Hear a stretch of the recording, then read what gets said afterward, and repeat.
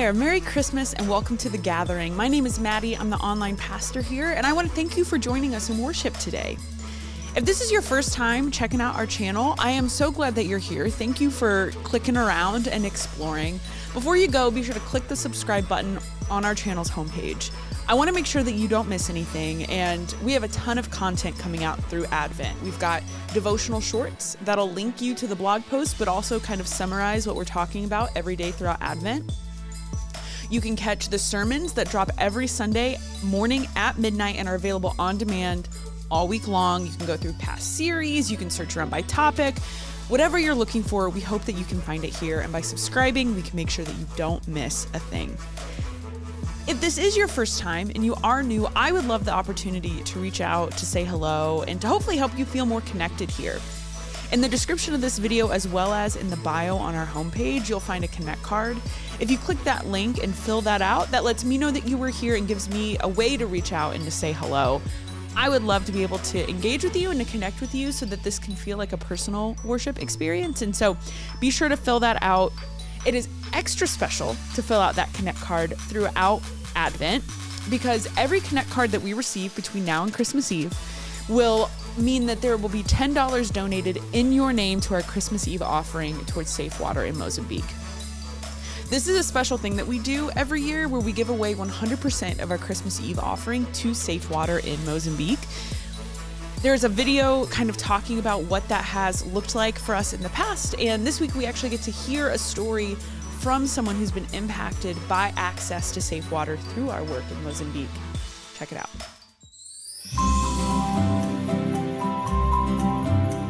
Hi Gathering, I'm really excited to be standing in front of one of the wells that we dug during the pandemic outside the village of Tara Tara in northern Mozambique. You see, several years ago, extremist groups pressed into the northern part of Mozambique, pushing over 1 million people to flee south. They settled in all sorts of camps, like some of the ones that you see right behind me. There's about 8,000 people in this general area. We're getting ready to dedicate this well, but I want you to hear one of their stories. Nós chegamos aqui através dos insurgentos, dos malfatores que queimaram as nossas casas. No ano 2020, em dezembro, dia 3, chegamos aqui em tratar esse centro. Ansabano na no le melia chinene ma chinari katamporu moja khani to sorora pa wala nara pi hasana wala wapi ajira naro ele ne wechi sunawi ela kucho chilo twano narwa kabale wa taratara ngunata uruwanana na hiera na ano asina mani ano sofereri urapa parushkola ulia para wapi ajiri yole na ano sofereri natu omachi Kukaleho hii vano ba ote busukuru latu omaji chinene asana akalo tene nkalore rene ni wapuani wakavale I urapi hiparatho kin kalore rene song hina majini ni wanrapa kirutileli nkala yo tene leve uruhi unuthana anamu chako tene nkala hina majini mumu ni wala maja pitu yulu pale Hari importanti para nihi vanova hina machi ni. Sona no halule pela chicha mowira machi ayo ni orae nuncherie ke.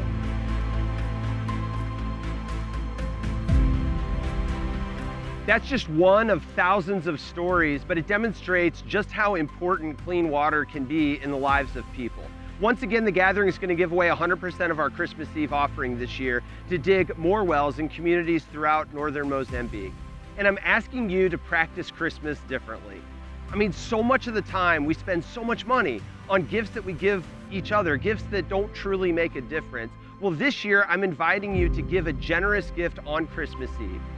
And then together we can offer that gift. That will be one that truly does make a difference, a gift that can save lives. What a gift it is to be able to hear stories like the one shared in that video. You know, it's one thing on Christmas to give away gifts that kind of have a fleeting moment of impact, fleeting excitement. It's another thing to give toward something that is going to transform someone's life for the better, that's going to make sure they have access to water, which is fundamental to human life, and to see the way that that will transform someone's entire community on top of their own life. It's a really incredible thing that we get to be a part of. It's super special to me. I want to encourage you to think about how you might participate in that Christmas Eve offering this year, how you might come alongside the work that God is doing when it comes to safe water in Mozambique by participating. While you think about that, I encourage you to kind of settle in because we are going to roll into the message. I hope that you enjoy it, and I will be back here when it's over. See you soon. Hi, everyone. Welcome to The Gathering. It's so good to have you here. Back when I was in high school, there was a person relatively new to our school, and I had kind of become friends with this person. And their mom wanted to have a surprise birthday party for them, which was great. She reached out to me, invited me to this party. I remember the day of the party arrived, and I went there, and the mom had gone through a lot to make this party great. You know, they had this elaborate plan to get the person out of the house, and then they were going to return home so that we could surprise them. I got to the house. There were streamers. There was all this food. There was a beautiful cake. I mean, everything was set. There was only one problem. When the mom came back with this person, I was literally the only one there to surprise them. It was a surprise, all right. I mean, awkward doesn't even begin to get at how it felt. I mean, it was a great party with all these preparations. The only problem was she forgot about the invitation. Apparently, we had gotten our wires crossed. She thought maybe I would be inviting some people. I thought she was the one doing the invitations, but the end result was pretty tragic. Great party, but no one was invited. You know, today we're continuing our sermon series, kind of leading up to Christmas. It's called Simply Christmas, Finding God in the Small Things. And I wanted to preach this because I think that a lot of us really have a desire for Christmas to be meaningful every year.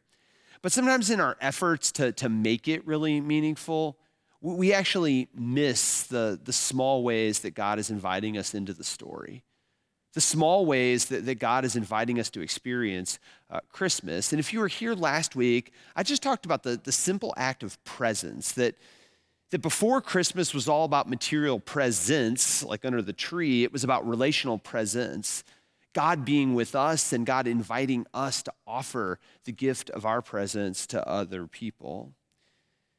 But today I want to move on, and I want to talk about something else that's really simple, something that I think God invites us into, and that really does sort of move us into the power of Christmas, and that is the simple power of an invitation. Now, I don't know what comes to mind when I say that word invitation, but I don't know that there's anything simpler, especially this time of year, than the idea of an invitation. This is something literally that we do every single day. You eat at a good restaurant, you tell somebody about it. You go see a good movie or watch something good on Netflix, it's easy to tell some people that you work with about it. You go and experience something great, or you want to go to the Garden Glow and see the lights, you text some friends and invite them to come along with you. If you want to have a party, you know, the first thing you do is figure out who it is that you're going to invite. I mean, invitations are simple. I mean, we do this every single day. And I don't just mean, though, that we do it with work or with families or with parties, but what I'm trying to suggest is Christmas is a season of invitations, not just in all those ways, but even in the original way.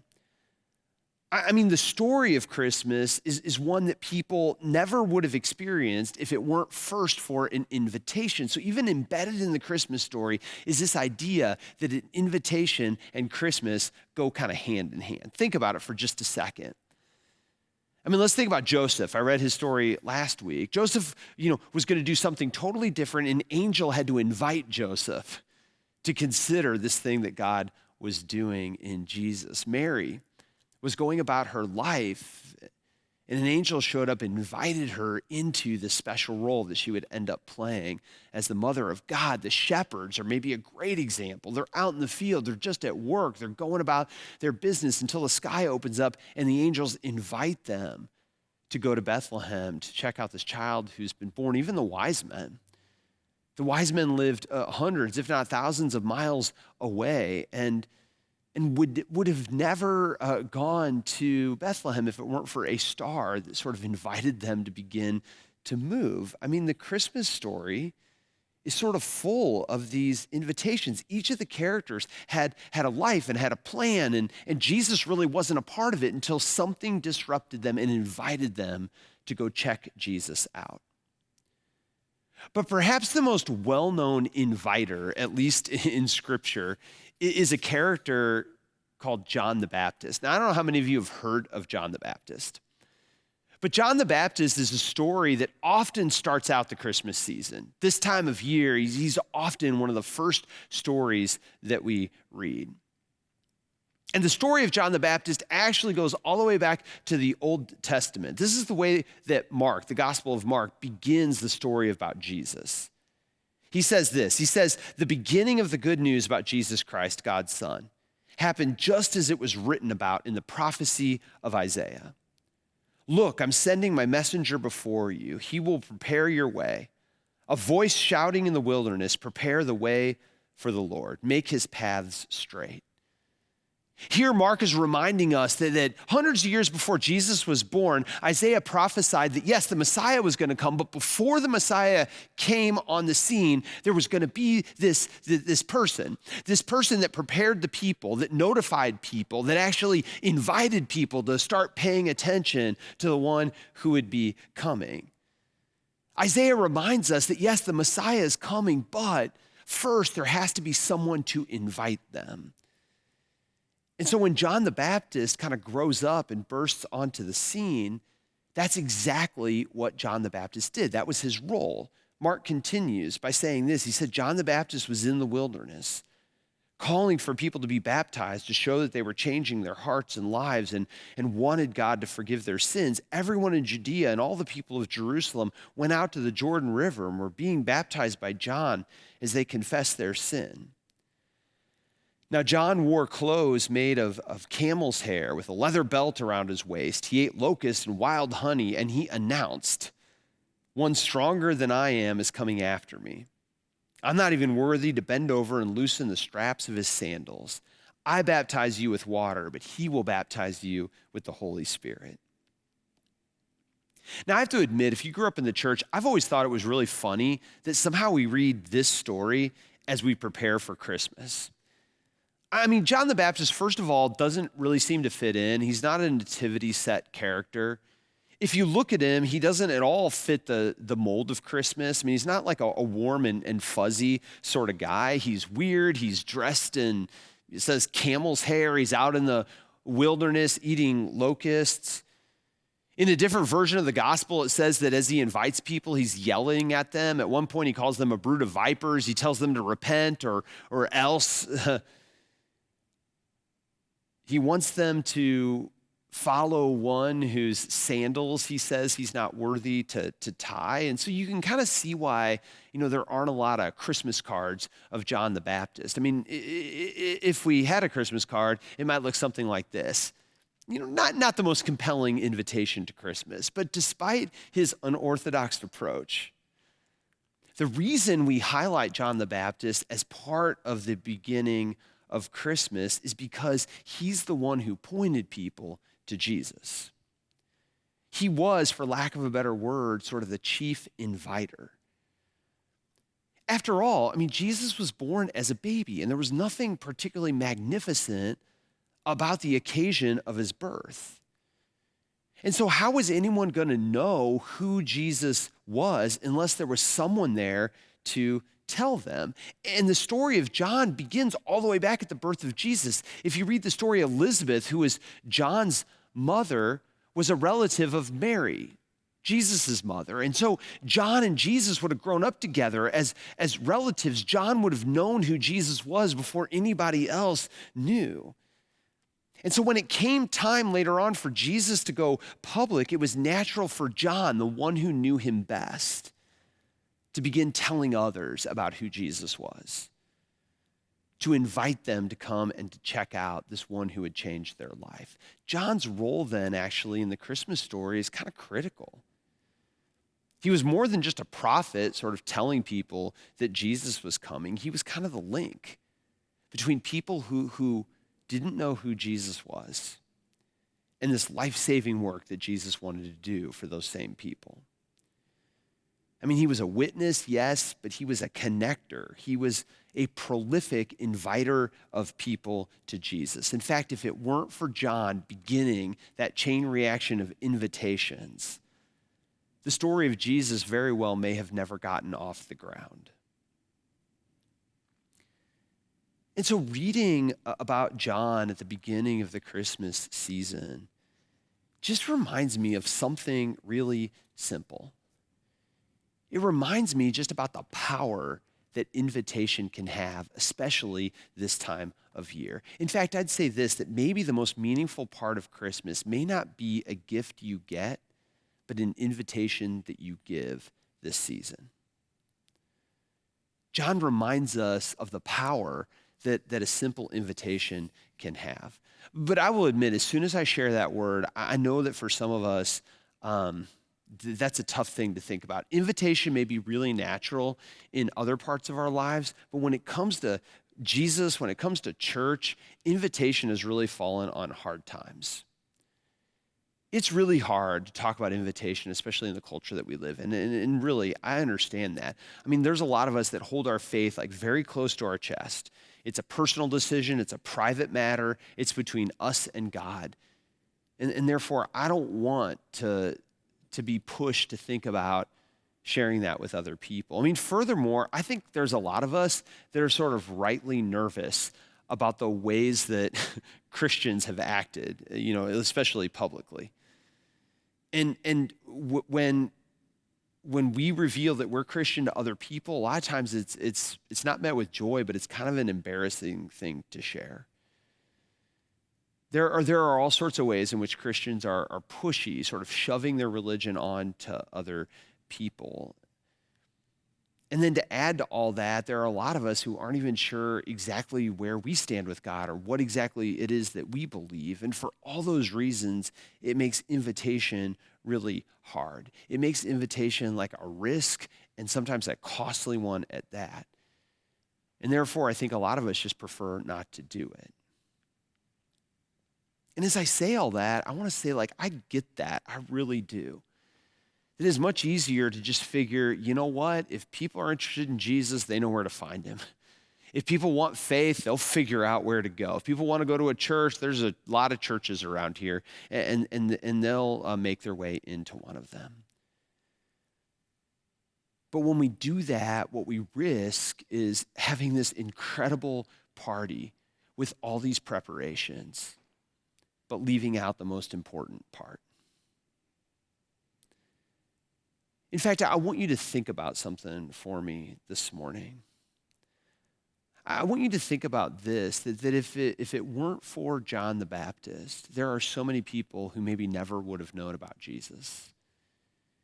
If it's not for someone to invite, there are many people that would never know about Jesus or the power of church. And dare I say, if it weren't for people who invited, there are a lot of us who would never know anything about Jesus or never have been invited into a church that maybe changed our lives. Friends, the truth is none of us would know Jesus if it weren't for someone who came before us. That's true for all of us. In fact, I want you to think about who first invited you to Jesus. Who pointed you towards Jesus? Or if that was too long ago that you can't remember, who was the first one that invited you into this church where you found a community and hopefully something powerful in your life? Who was it that first invited you? I mean, I was one of those kids who grew up in church. So for me, it goes all the way back. I don't remember a time before I went to church, but I can remember significant people along the way. I mean, I remember my very first Sunday school teacher, where I would attend her class and I would have to carry my little envelope with some coins in it where I gave my offering. We had those felt Bible characters where we learned the Bible story. She would give us these, cheap sugar cookies out of a package as like a reward for coming to Sunday school that day. But perhaps no one sticks out to me more in my youth than this woman named Gertrude. Some of you maybe have heard me tell this story. And when I was 14 years old, it was Youth Sunday, and that means the youth did all the worship service, and I didn't go to youth group that day, and so they chose me to preach because no one else wanted to do it. Well, after hemming and hawing, my mom kind of forced me to say yes to that invitation, and so I did it. I preached that day. It was the first time I ever preached. I was 14 years old, and when I got done preaching, I was in the back of the sanctuary kind of shaking hands, and Gertrude came by. And Gertrude, just as she sounds, was like this old pillar of the church. She had been there decades, and she probably forgot more about faith than I knew. And when she came up to me, I'll never forget, she said to me, looked me straight in the eyes and said, "I'm so glad that you're going to be a preacher." And of course I laughed and I said, "Well, Gertrude, I don't know about that." And then I looked up to her, at her and just gently but firmly and straightforwardly, she looked me in the eyes and she said, "Well, I do." Here I was saying, "Well, I don't know about that," but Gertrude was certain about what was coming in my life, and she was a prophet. She could see something that I couldn't see in myself, but more importantly, that day, she was like a John the Baptist. She was inviting me to consider something that honestly, up until that point, I had never really considered. And I'm confident that I wouldn't know Jesus the way I know him, or I wouldn't be committed to the church in the way that I'm committed to it if it weren't for people like Gertrude, who invited me to see something that maybe at the time I couldn't see. So who is that for you? Who first invited you to check out Jesus? Or who are people along the way who maybe risked and invited you to see something that maybe you didn't see?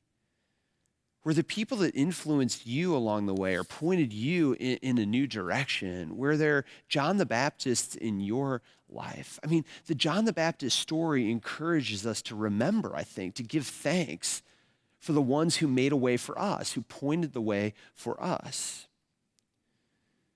But of course, John doesn't want us to stop there.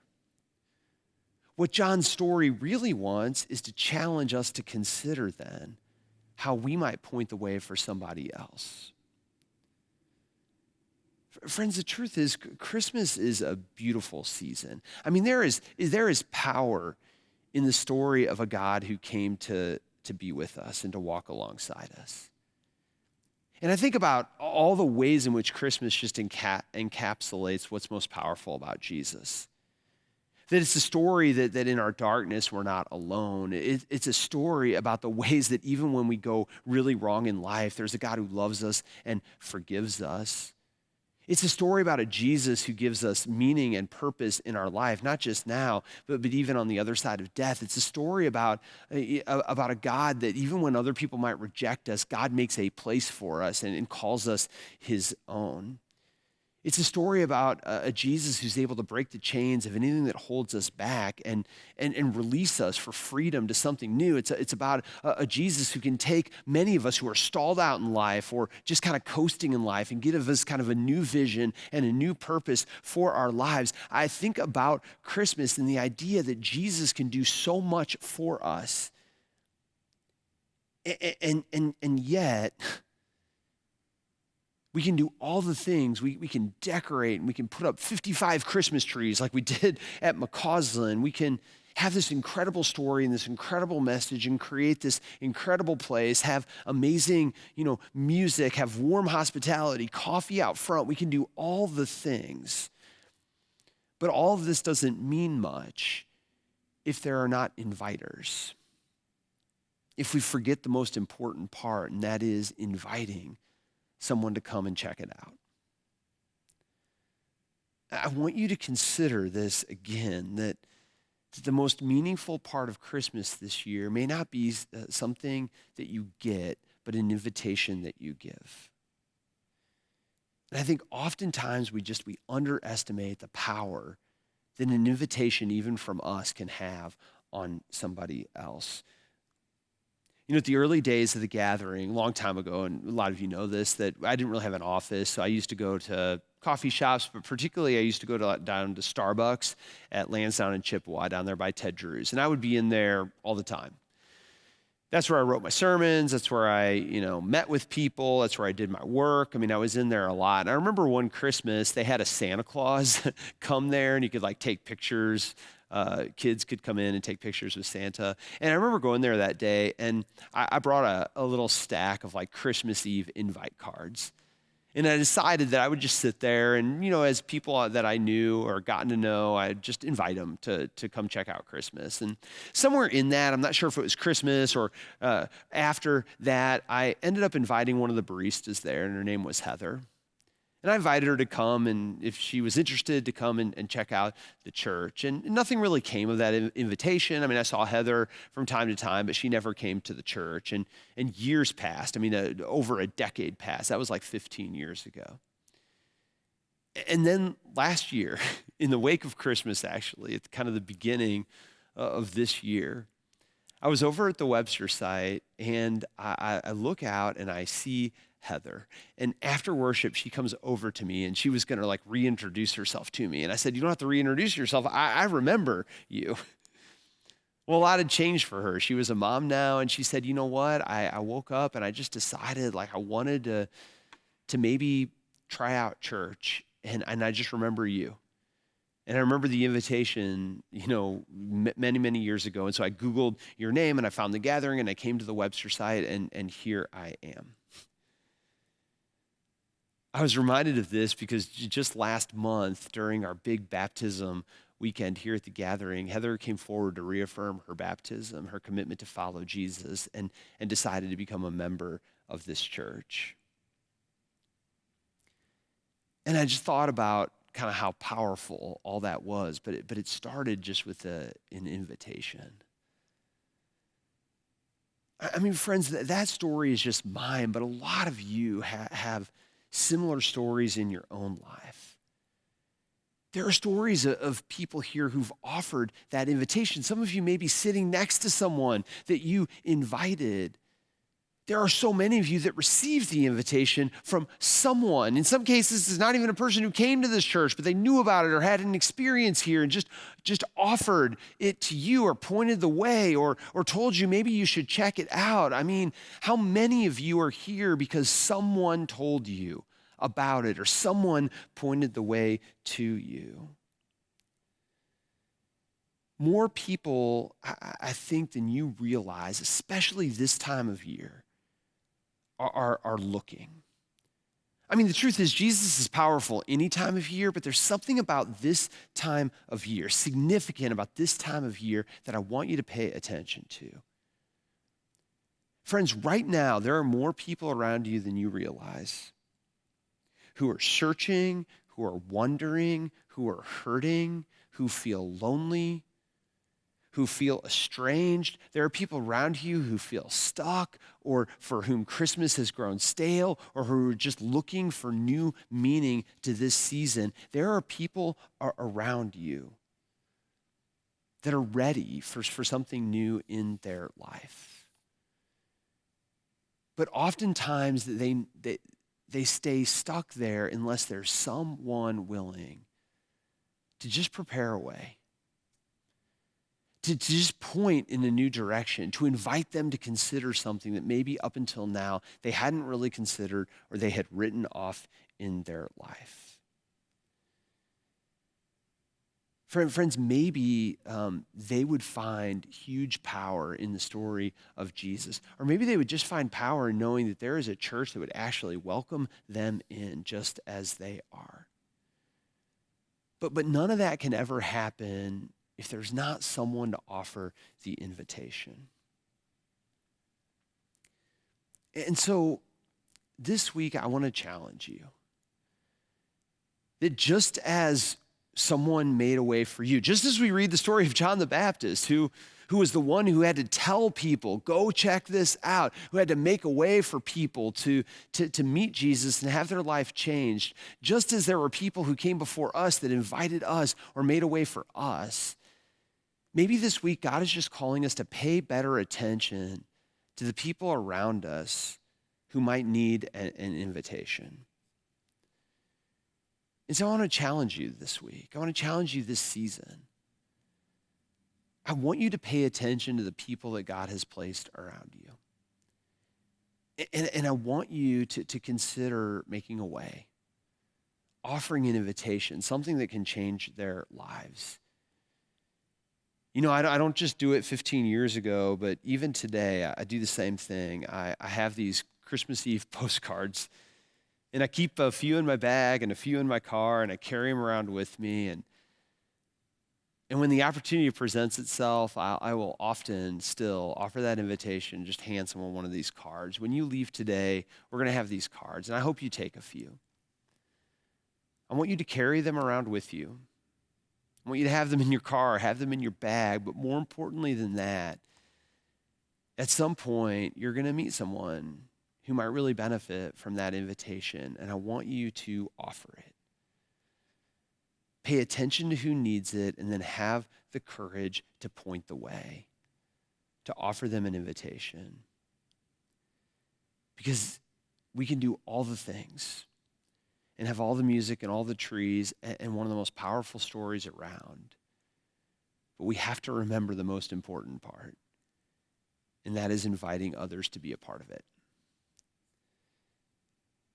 Your most powerful experience this Christmas may not be any gift that you give, but rather an invitation that you give. And don't underestimate the power of a simple invitation to change the life of someone else. Will you pray with me? Gracious and holy God, it's so easy for us to get caught up this time of year in what we have to do and forget those who are around us. And sometimes, God, we try to pay attention, we might say hi, we might even make an attempt to serve, but we often overlook one of the most fundamental, one of the simplest things that we can do, and that is just invite someone to join us.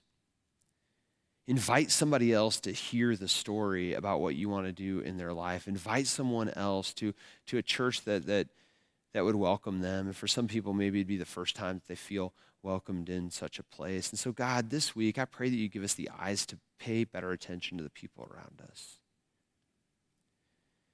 That just as someone made a way for us, that this week, God, we might be willing to not only pay attention, but to offer the invitation for someone else to come and experience the power of Jesus this Christmas. We pray these things in his name. Amen.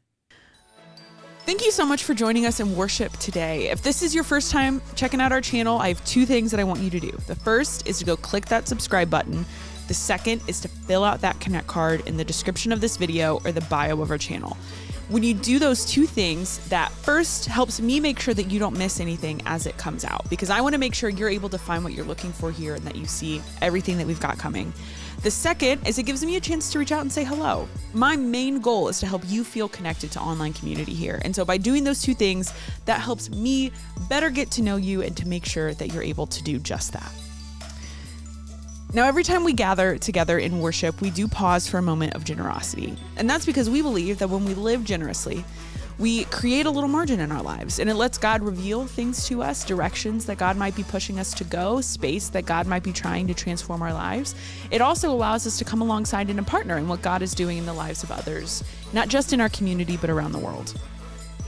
It's because of the generosity of this community week to week that we're able to do things like give away 100% of our Christmas Eve offering to Safe Water. On top of so many other things that are happening all year long, from online worship as it exists right now, to helping to channel and to run the Literacy Project, which works to help students increase their level of literacy here in St. Louis, to being able to connect students to one another. Whatever the ministry is, all of it is possible because of the generosity of this place. So thank you for your generosity. And if you feel led to give, the ways to give are on the screen, and there's a link to do so in the description below. Now, Christmas Eve is almost here. I know you are as excited as I am. And as I'm sure you have already done, now is the best time to start making your plan for worship. If you're looking to join us in person on Christmas Eve, we have a ton of services happening the week before Christmas, as well as on Christmas Eve all day long.